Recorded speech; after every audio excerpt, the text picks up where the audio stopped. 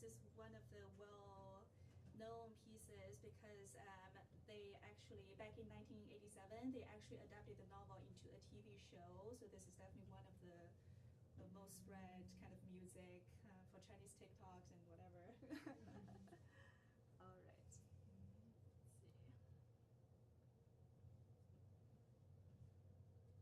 Do you always play with background music? It depends on the setting. So when it's just me, I tend to choose to play with background tracks just because it gives a little bit of ambient kind of vibe to the music. There's actually one piece kind of later that I will be playing just solo. Yeah. I feel like for the newer pieces, it sounds nicer with background tracks. But of course, if you have a band or orchestra, that's always the top setup. Yeah. Okay.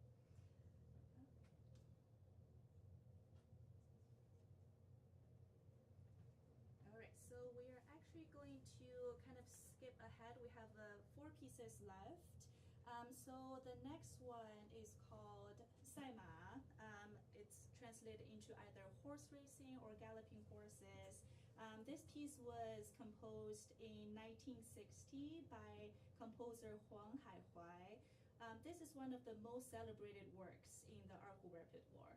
So the music is full of energy, it's full of excitement. It portrays a very vivid horse race. So it uses Erhu to kind of mimic the neighing of the horses, the thundering of the hooves, and also kind of just give you that thrill of the competition. So yeah, you'll be seeing me doing a lot of unconventional techniques on my Erhu, but yeah, that's the fun of it. This piece is relatively short; it's only 1.5 minutes, I think.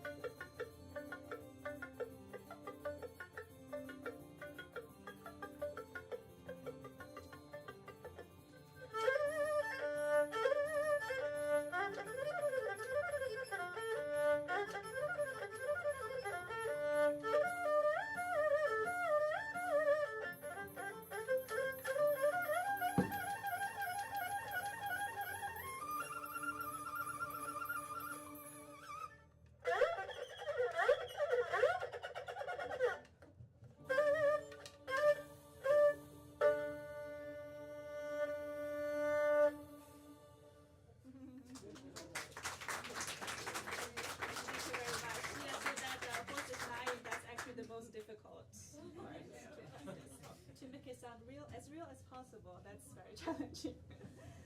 All right, so the next piece is another classics. It's called March Towards Brightness, 光明行. This is also considered one of the greatest works of Erhu. This piece was composed in 1932 by Erhu musician Liu Tianhua. Liu Tianhua is often recognized as the father of modern Erhu music. So this work emerged from a time of deep personal hardship. In that year, Liu Tianhua had suffered the loss of his young daughter and also son, and he was in severe financial strain. And also in the historical context, China was also struggling as a nation with the revolutionary movements kind of losing their momentum. Many people in this country and abroad at the time kind of dismissed Chinese music as weak and stagnant, and Liu Tianhua composed March Towards Brightness to prove otherwise. So the piece integrates Western musical elements like modulation and also the march-like structure with a Chinese style. So the result of this piece is a very powerful, uplifting spirit that expresses both the resilience and also hope for the future. And actually, Liu Tianhua passed away the same year. He was 37.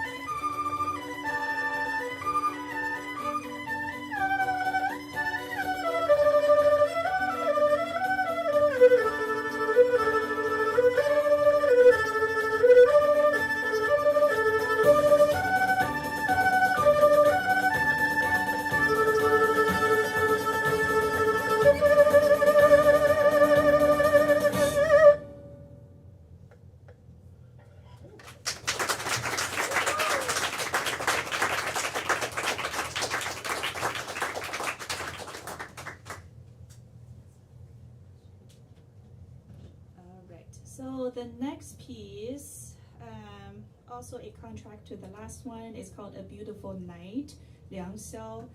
So this was also composed by Liu Tianhua, but in 1928.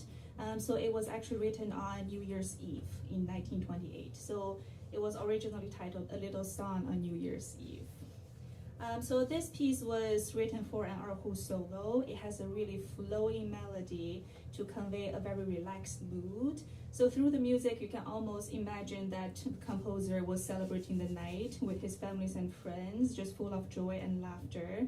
And then at the same time, the piece also carries a sense of hope and Liu Tianhua's dreams for the future and also his dedication to his art.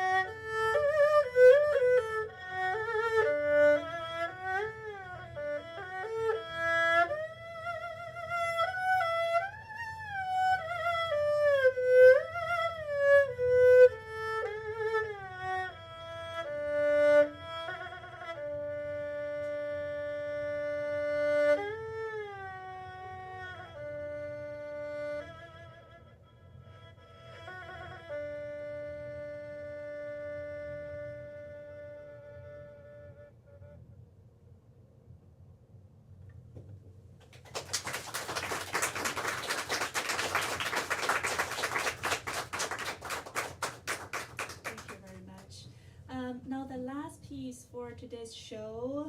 It's actually a Mandarin pop song. The name is called "The Moon Represents My Heart." So the Chinese of it is 月亮代表我的心. So this pop song was sung by the beloved Taiwanese singer Teresa Deng Lijun. It is one of the most iconic Chinese love songs of the 20th century. So the reason that I chose this song was because next week, I think it's next Sunday, it will be Chinese Mid-Autumn Festival. So that is the festival of reunion. You know, watch the moon and then you think about your loved ones. So in the lyrics of this song, it compares the constancy of love to the enduring glow of the moon. So that's why I chose this song. I think it's very beautiful.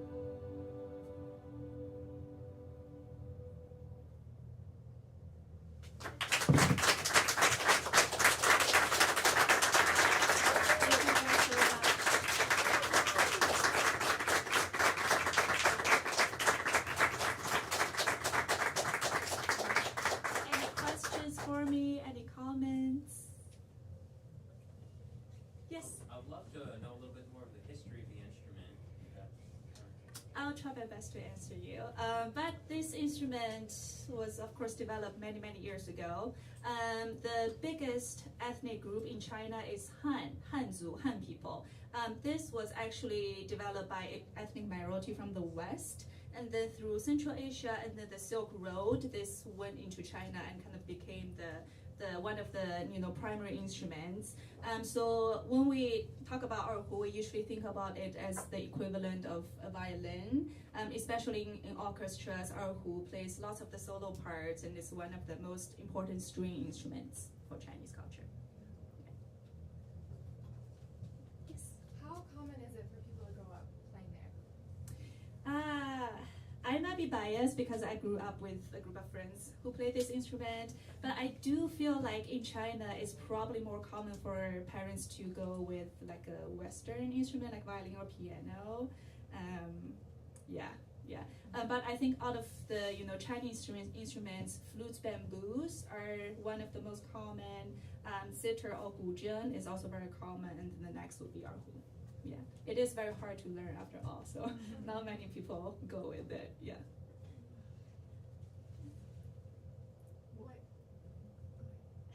What is it made of? Like wood?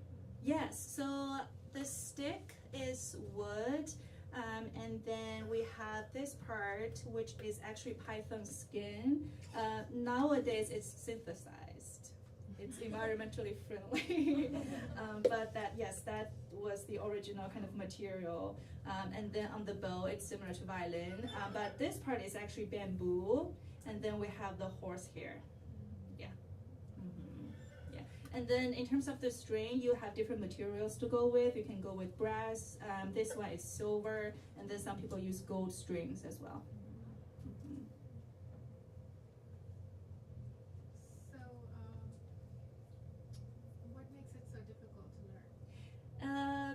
Well, if you ask somebody who plays violin, they probably will, have a similar experiences because we don't have anything to, tell you where the notes are. I think that's the difficult part. And then what's different from violin is, well, we have only 2 strings, so it requires a lot of jumping back and forth of the left hand. And then the bow is actually in between the string. Sometimes it makes it harder to control as well. Yeah, so those parts. Yeah, it's actually stuck in. Yeah. So to take the bow out, we'll have to loosen right here, and then this part will comes off, and then you can take out the bow. Yeah. Yeah. Yes. Is this a similar situation of violin? When you play violin, you also kind of don't know exactly where the notes are. Exactly. Yes. Yes. Yeah. For violins, I think in my mind, they're more difficult because you have to play chords sometimes, and because all of the 4 strings can be plucked. You have a lot of plucking going on in violin pieces. For erhu, that's kind of limited because if you pluck, you have to pluck both of the strings at the same time. So that kind of limits what we can do on the erhu. So that is, I'm guessing, very different than a guitar, because on the guitar you know exactly where. Right. Yeah. That's a big difference, right? Yeah. In Chinese music, we also have like a corresponding instrument called zhongruan. So it looks like a rounded guitar, and it's a pluck instrument. You have 4 strings instead of 6, but it has the same kind of like almost like a ruler kind of system out there, so you know what you're playing. Yeah. Yes. When you were learning, did you use tape to show you where to Great go? question. I think a lot of people started there. It's never an encouraged method because you really need to train your ears. If you don't know what you're playing and you can't hear the difference, then you can't really learn erhu. But let's say if you're going on stage and you have like a big jump into, you just don't know where, then it's always helpful to have a tape there so you know where to jump to. But yeah, it's not encouraged. It's kind of a hidden method. Sure. Yeah. Yeah. Yes. So when you're learning this instrument, are you using the typical kind of Western semitone, setup, or is there a different type of method that's involved with learning this particular instrument? Nowadays, if you are learning instruments in a professional setting or like with younger teachers, they always teach in the Western style. For when I learned it, we used the numerical kind of notation system. So everything is in numbers. But nowadays students definitely use the staff music to. It's because it's easier for you to cooperate with musicians from other cultures. Nowadays the compositions have a lot of like Western orchestral kind of parts in it, so you have to be able to communicate in terms of music and where things are. Yeah. But I'm still learning the staff system. It's taking me some time. Yeah. I think the way you handle it is more like a cello instead of violin, because like violin you Yeah. put it in the neck. Yeah, in But terms of the position. Yeah, for and sure. I also want to know, because you only have like 2 strings, Mhm. so is it like you can only perform a narrow music piece? Yeah, of, the you know, range violin? is Yes, definitely the more range. narrow compared to violins. There is a Erhu musician, his name is Gao Shaoqing. He's also very active internationally. He is actually trying to revolutionize how the instrument would look like. So on his instrument, so this part is actually much higher, and then you have a much wider range. It's almost similar to a violin, so he really wanted to accomplish more and wider range with the instruments. Yeah. But currently if you are using a standard erhu, then for like the tenor part and then the bass part, we have bass erhu and then high tenor erhu to cover those parts. So we have a complete kind of orchestral composition. Yeah. What's the middle string made of? Is that like Oh, copper or this what? is cotton, kind of cotton string. Yeah. What would happen if you remove that? So it's actually movable. So you want it to be. Let me put this away. So the height of this, if you do this, so it should be about like right here, up against your pinky finger. If it's too tall, then the distance between the notes, you really have to stretch your fingers to make them. And then if it's too low, then if you're onto like the third hand position, fourth hand position, really towards the bottom, the distance gets really, really narrow in between notes. It just makes things harder. So you want to make sure that it's like about right there for you. Yeah, different people definitely have different heights for their. Yeah. What inspired you to learn this one and not some other instrument? Yeah. So when I was in 7, my parents kind of just picked several options.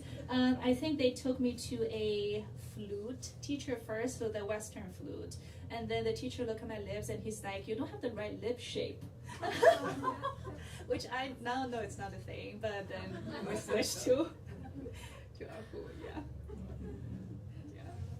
Yes.